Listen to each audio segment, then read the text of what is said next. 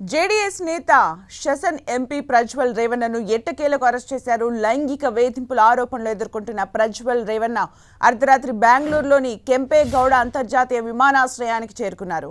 అప్పటికే ఆయన కోసం మాటు వేసి ఉన్న కర్ణాటక పోలీసులు సిట్ బృందం అతడిని అరెస్ట్ చేసింది.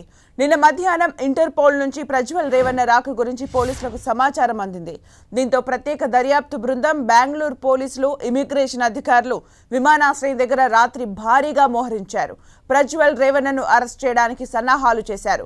అర్ధరాత్రి ప్రజ్వల్ రేవన్న ఎయిర్పోర్టుకు వచ్చారు. దీంతో సిట్ అతన్ని అదుపులోకి తీసుకుంది.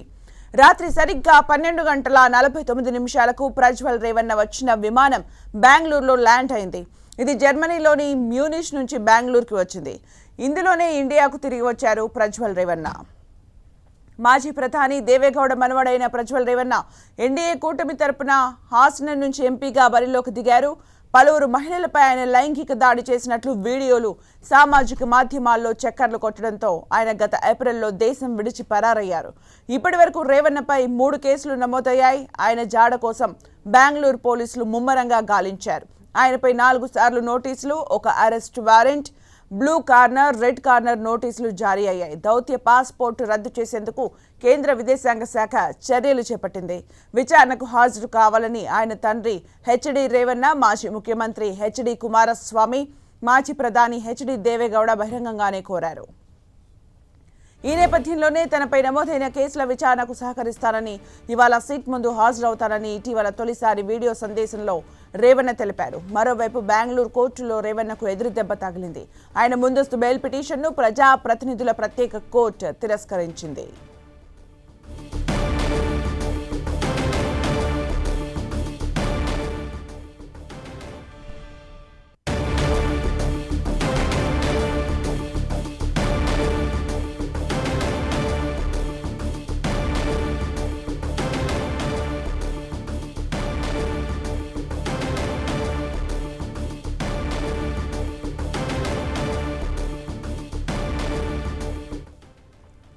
జేడీఎస్ నేత శశన్ ఎంపీ ప్రజ్వల్ రేవన్నను ఎట్టకేలకు అరెస్ట్ చేశారు. లైంగిక వేధింపుల ఆరోపణలు ఎదుర్కొంటున్న ప్రజ్వల్ రేవన్న అర్ధరాత్రి బెంగళూరులోని కెంపేగౌడ అంతర్జాతీయ విమానాశ్రయానికి చేరుకున్నారు.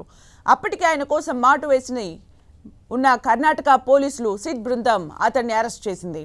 నిన్న మధ్యాహ్నం ఇంటర్పోల్ నుంచి ప్రజ్వల్ రేవన్న రాక గురించి పోలీసులకు సమాచారం అందింది.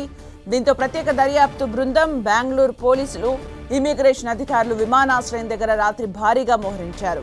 ప్రజ్వల్ రేవన్నను అరెస్ట్ చేయడానికి సన్నాహాలు చేశారు. అర్ధరాత్రి ప్రజ్వల్ రేవన్న ఎయిర్పోర్టుకు వచ్చారు. దీంతో సిట్ అతన్ని అదుపులోకి తీసుకుంది. రాత్రి సరిగ్గా 12:49 ప్రజ్వల్ రేవన్న వచ్చిన విమానం బెంగళూరులో ల్యాండ్ అయింది. ఇది జర్మనీలోని మ్యూనిష్ నుంచి బెంగళూరుకు వచ్చింది. ఇందులోనే ఇండియాకు తిరిగి వచ్చారు ప్రజ్వల్ రేవన్న.